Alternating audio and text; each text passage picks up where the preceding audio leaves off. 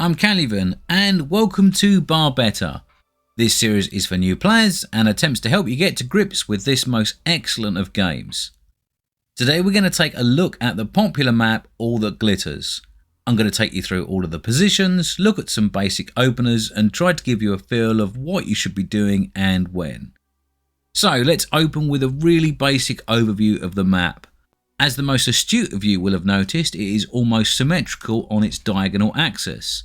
It's also quite a long map, so it takes some time for units to get from one side to the other, and there's loads of metal. In 8v8 games, this map is generally split into 4 lanes, so we've got one here, and then one here. This is known as Canyon.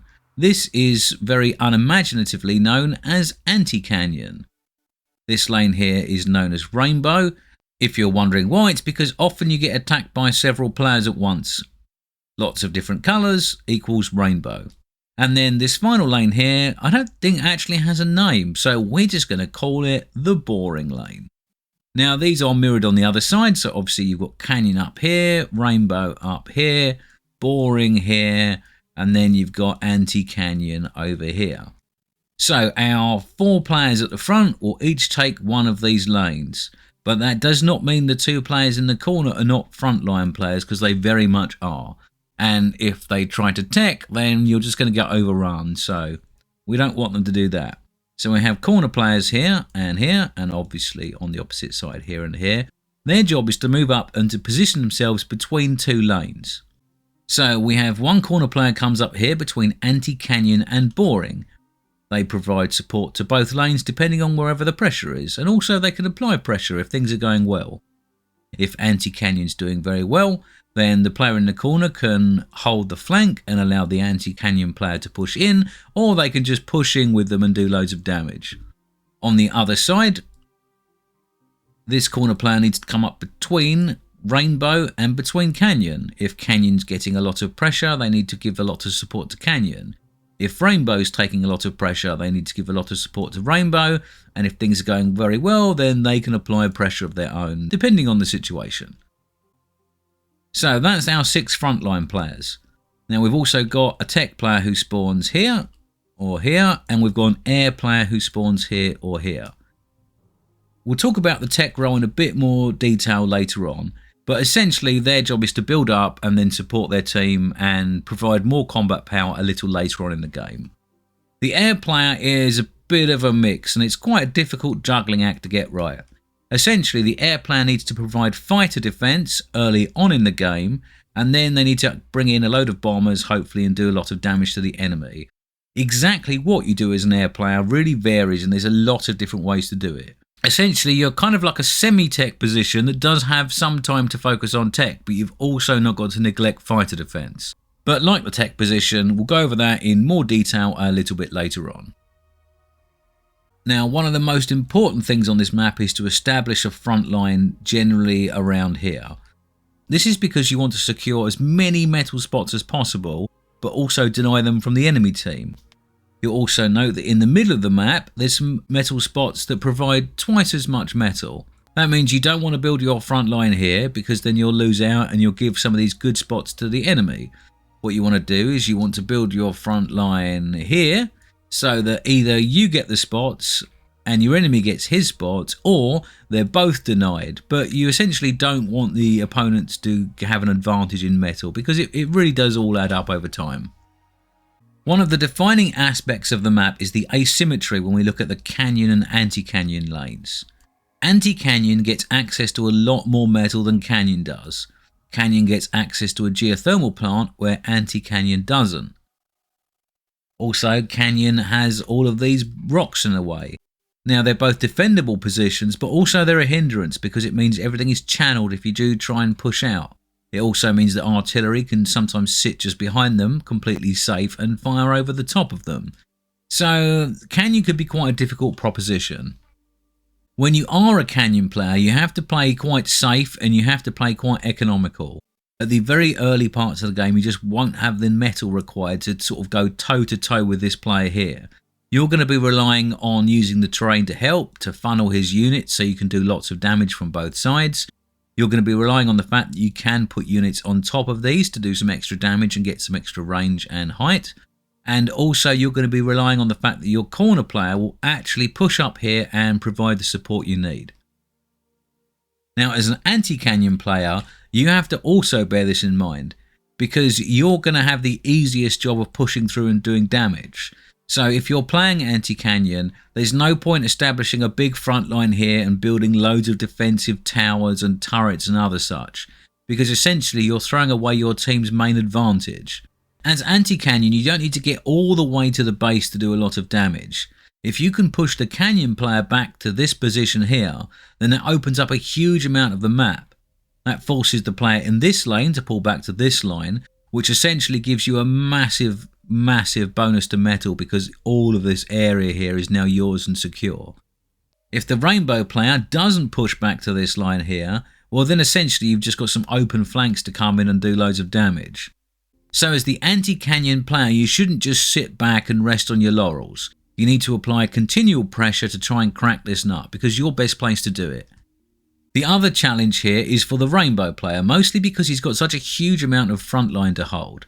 He can easily be attacked by 2, 3 or sometimes even 4 players at once, and this isn't going to be something that he can hold out on his own. The players to his left and right, most notably Boring Lane and the corner player, need to be able to come up and support this player. What this essentially means is that the Boring Lane player cannot build loads of fixed defences and porcupine up, nor can the player that spawns in the corner, and nor even really can the canyon player, because you might need to be mobile, and if you spend all your resources on gauntlets and laser towers and that kind of thing, then you're not going to be able to support Rainbow Lane when they really need it. The other job of all of the frontline players is to prevent leaks. Because this map is very large, it's very easy for some sneaky fast stuff to pop through the line and get to the back and do a load of damage quite early on in the game.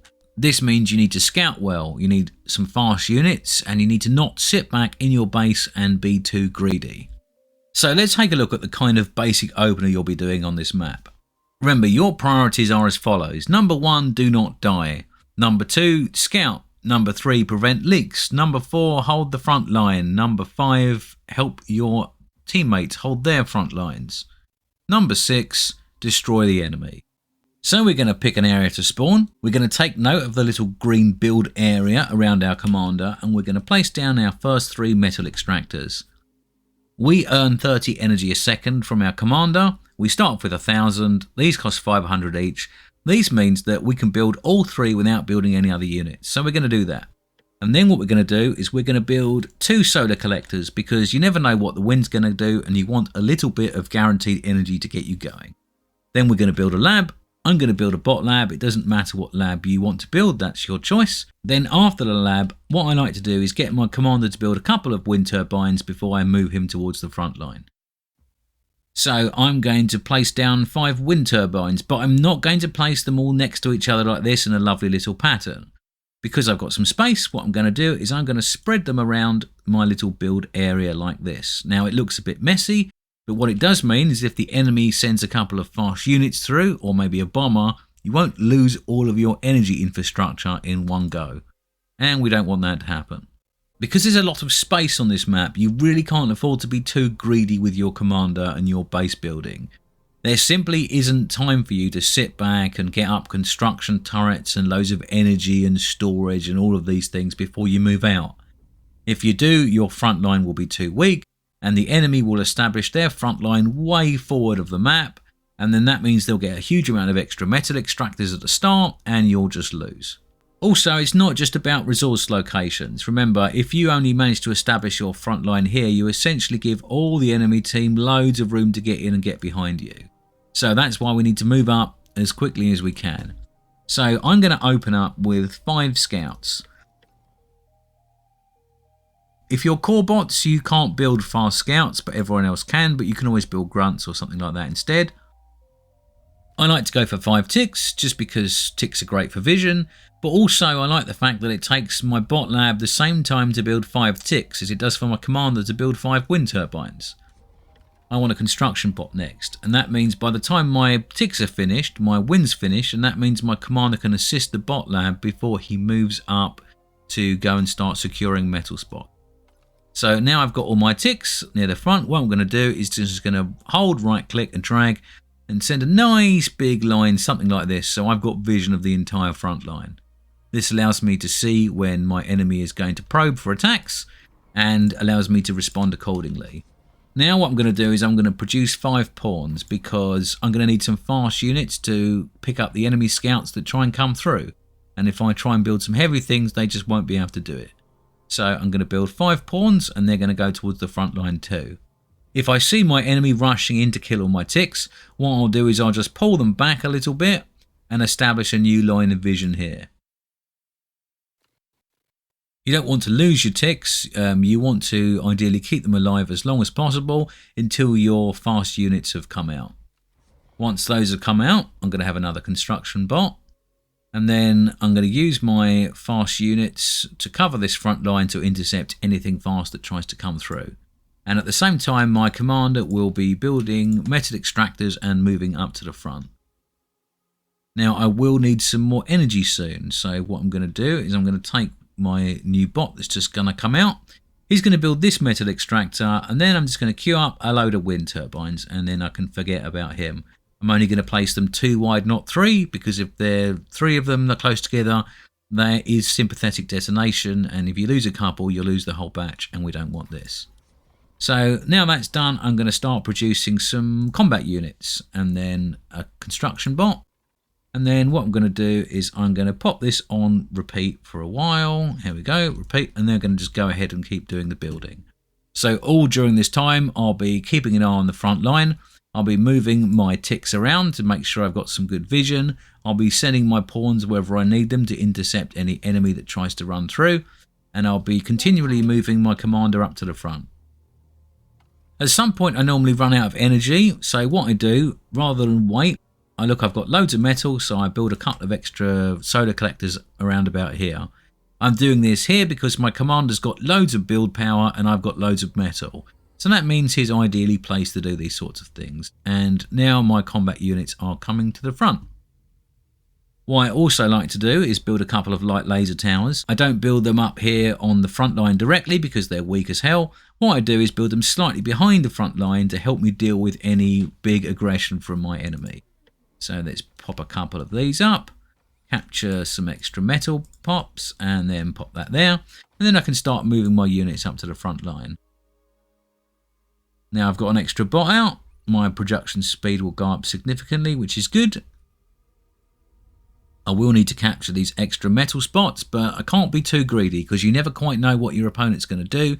So I will capture them in good time, but at the moment I want to make sure I've got a decent amount of combat power on the front. I've got a big area here to cover and I need to not falter.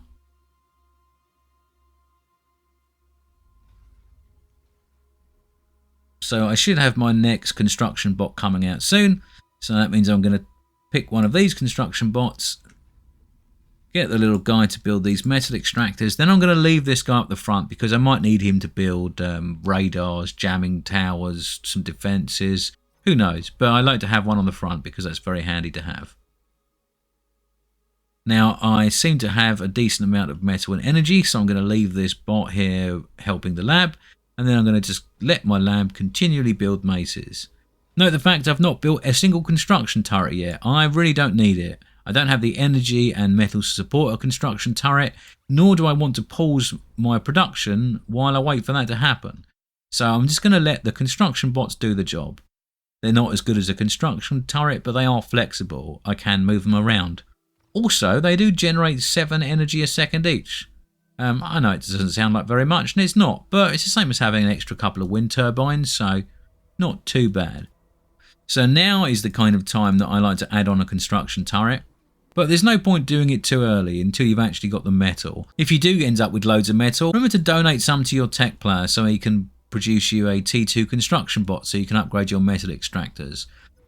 So anyway, I won't push on with this anymore, but as you see, this is a simple sort of opener you're doing this map. The idea is you want lots of combat power to the front. You don't want to waste all of your metal and energy on fixed defences that may or may not be used. You want to have lots of mobile combat power, You want to scout well. You want to have some fast units at the start to pick up anything that might come through. And also get yourself a few light laser towers just behind your front line to give yourself a bit of extra firepower if you need it.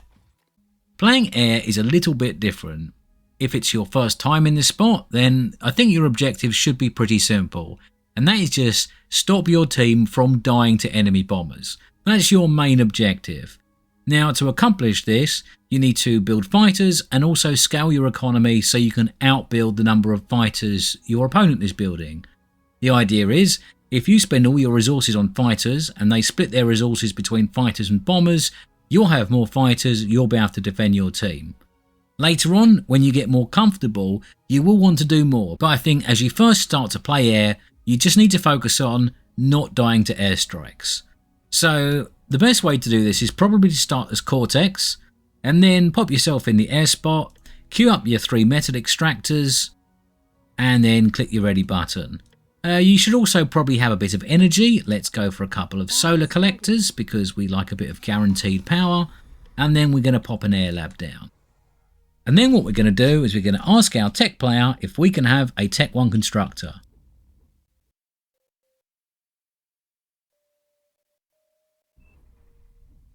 That simple. Hopefully, if your tech player is not mean, he'll send you a T1 construction bot in a couple of minutes. That will allow you to get some extra metal extractors and other things built without having to spend ages building your own air constructors, which are expensive in terms of energy and also have pretty low build power. So what we're going to do is we are going to get our lab up, and then we are going to capture this metal spot over here. And then while we're here, we're going to add on a little bit of power. Let's pop in 6 of the finest wind turbines that Core can offer. And then the first thing we're going to produce is a scout. Then we're going to produce 3 shurikens, and then we're going to click the fighter button. T1 Con will come out a little bit after this time because the tech player has a chance to make it. They'll have to get their lab up and then push it out, but you should expect it probably in the first sort of minute and a half of the game. Now we can simulate that with the cheat commands by just saying give arm construction kbot. There we go. So now this is going to come over and build our next 2 metal extractors. Now when our scout pops out, what we want to do is just have a quick look around the map to make sure the enemy isn't doing anything weird that our team need to know about. There's no point exactly like scouting their bases directly because you kind of know where everyone spawns. But what you want to make sure is there's not a rush of really fast units coming up, or no one's doing anything weird. Anything that might surprise your team, you want to try and find out what that is and just sort of let them know. So you can just put your scout on a little scouting position, and if he's alive at the end of it, press the patrol button and leave him going up and down the centre of the map to give your teammates some intelligence. So our commander's done with our initial wind turbines, so he can come back over here now and probably produce some more. In fact, we don't even need to move him for this. Let's just queue up another few turbines. We'll have a little bit of a gap, and then we'll put them over here like that. Lovely. Now that we're producing our fighter, we're going to click the repeat button. We're going to turn land off and retreat off. So then what we're going to do is we're going to select our lab. We're going to give it a move order to here. Click the P button. Hold down shift, left click over here, and our fighters will come off the air pad and patrol back and forward just behind the front line. We've also got 3 shurikens. Put these on a hot group. Spread them out with the right click. Keep them somewhere near the centre of the map. If you see any fast units that have got past the front line and are going to go and kill some of your team's economy, use a fight command, send in your shurikens, and they should stun the enemy. You don't need too many. I like to build 3 or 5. They're quite cheap. If you need more than that, then your team needs to work harder. So we've got fighters producing, we've got our metal extractors up, and we've got our wind turbines up. So this is all good. So now what we're going to do is we're going to just continue building a few things. We're going to build a couple of construction turrets so we can produce fighters a bit faster. And after that, our commander is going to build some more energy for us, and probably an energy storage too. In fact, let's start his energy storage journey off right now. So our fighters are coming off. There's only one every 20 seconds at the moment, but as long as you build a few at the start, then If the enemy rushes a bomber, you should have 1 or 2 in the air and be able to intercept them. So just keep an eye on the map. And then what we're going to do is we're going to donate 300 or 400 of our metal to our tech player, who will build us a Tech 2 construction bot when he can. Now, I can't really do that here, but what I can do, I guess, is I can build a metal storage and a solar collector. Well, let's say a metal storage and, I don't know, a guard, and then we'll self-destruct them, and that will represent the metal we would have given to our tech player. Obviously, I can't trade it at the moment because I don't have anyone on my team because it's just an AI game. So that's our little representation of that. Now what we're going to do is we're going to use our commander to get some more wind turbines up. So we'll queue up a nice big row here. Doesn't matter if they're a bit in the way later, we can always get rid of them. And we'll make our construction bot do a few energy converters just in case we have a point where we're overflowing. If we're a bit low on wind, we can always tell our construction turrets to help out building these turbines a bit faster. So you notice that we're splitting our economy in two effectively. We're spending half on fighters and we are spending half on furthering our economy. Now it's about 6 minutes in, and if you've got a pretty good tech player, you should probably get yourself an advanced construction bot not too soon after this. So let's cheat in the console to represent that. There we go. Now what we're going to do, we're going to bring him over here, and he is going to start work on our advanced metal extractors. We don't get many spots for metal as we're air, and we do need metal even though we're very energy hungry. So what we're going to do is just going to make sure that we get these up as early as we can because we need the metal. So with that in mind, we're going to stop our commander building wind turbines, and we're going to send him over here to come and assist this. And while the wind speed is really low, I think what we might do is just stop our fighter production temporarily, just to make sure that we've got enough energy coming in to work on this advanced metal extractor. And as the wind's picking up, things are getting a bit better for us. We can get the next advanced metal extractor up. There's one thing I forgot to mention. Often it helps the tech player if you give him a light air transport so he can deliver everyone's advanced construction bots over. So a little while after you pay him, build yourself a light air transport, and then just send it over to the tech player and double click the trade button in the bottom right, because it will allow him to deliver them quicker to the team. So you don't want to forget that. Note the fact that we are still building fighters. We have 36 at the moment. This is a good number, but it would be nice to have a few more just to make us feel extra safe. We're going to keep an eye on the map at all times. If we see bombers come through, we can select all our fighters. You can hotkey them, you can drag them, whatever you like. Then you can just press F for the fight order, drag a nice line, and all of your fighters will go and kill everything that comes. Then you can just right click somewhere, click the patrol button again, left click that, and then your fighters will continue along their patrol. So we've got 40 fighters at the moment. This is a half decent number. What we're going to do is we're going to wait till that gets to 50 fighters, and then we're going to take a little break and we're going to work on our economy a bit more. Okay, so we've got ourselves about 50 fighters. That's a nice number. Now we're going to pop a fusion reactor down. And we are going to pause fighter production for a short time while we build our fusion reactor. This should be pretty quick because we've got a decent amount of build power on the table, and also we have lots of metal saved up. We are going to need some energy converters after this so we don't waste all this energy while we're upgrading. But what we're going to do is, rather than build loads of small ones, we don't have a lot of space here, and we'll have all our build power in quite a compact area. So we're going to use our advanced construction bot to save space, and we're going to build one of these. Although we're not going to build it next to our stuff, we're going to build it 2 squares away over here. And that will mean that if it blows up, it won't take out the rest of our stuff, which is always nice. These are more efficient than the regular ones, but they require quite an investment to get them built. So we don't tend to use them too often, but space is a factor here. So now we've got loads of metal and energy, we can really pump out fighters. Part of the trick is to figure out how many fighters your opponent has.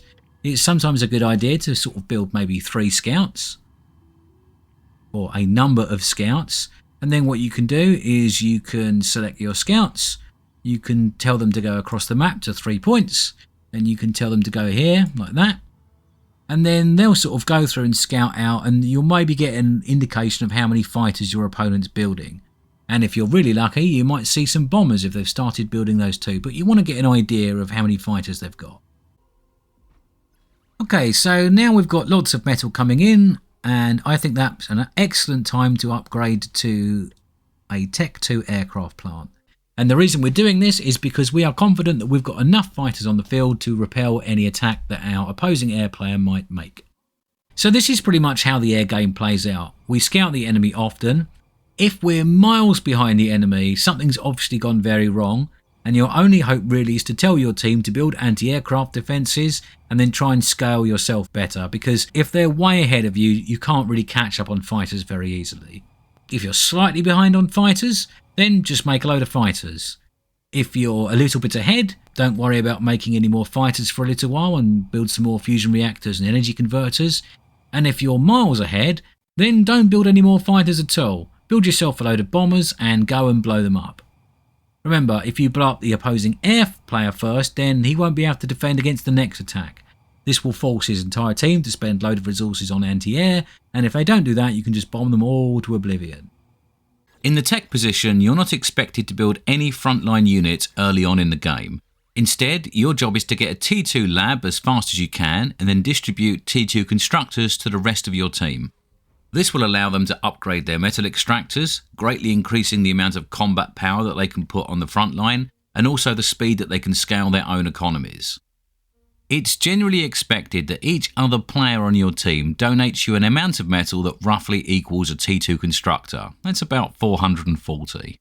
Although this isn't always possible, if some players are really struggling on the front line, they might not be able to afford that amount of metal. In games featuring newer players, many might not understand the importance of this transaction, and you might find you get very few, if any, donations. You should get somewhere between 5 and 7, but in a low-level game, I wouldn't expect to see any more than 3. But no matter how much metal you do get donated, it's still your job to provide everyone with T2 constructors. There's no point being stubborn. You're not operating a for-profit business, you're playing the tech spot in a video game.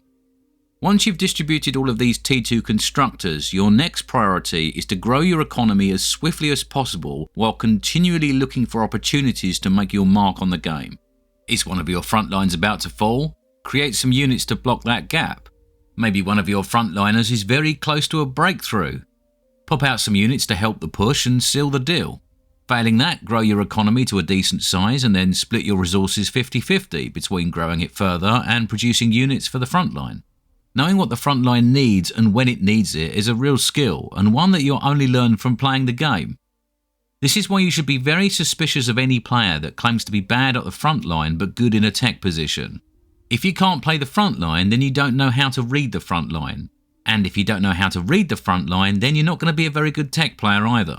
There is a lot more to tech than just following a build order, and players in the tech spot that fail to realise this will spend a lot of time letting their team down. I don't have a build order for you. I'm not really much of a tech player myself, so I suggest you probably spectate some games to get an idea for what you should be doing. However, I will have a little bit of an experiment and see if I can put something together for the next video. Okay, I think we'll leave that there. Thanks very much for watching. If you enjoyed this video, then click the like button. If you've got any questions, let me know on the Discord or in a comment.